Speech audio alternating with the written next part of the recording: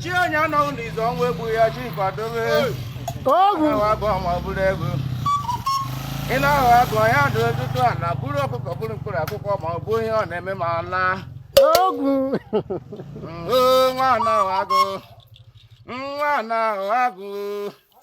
Chi kwadoro nwoke na nwaanyị obiriwe. Onye na-enweghị chi ọ na-akwadoro ya onye ala na mmụọ. Chi ndị mbụ na ndị ibe. Ochika ahụ kere ụwa, ochika ahụ ruo na ji isi na ya pulite, ọkwa ya na-akwadoro gị, ya ka o ji agara gị mma. Ndị ji unu ji onwe ha, onye ji ụgwọ ga-akwụ ụgwọ.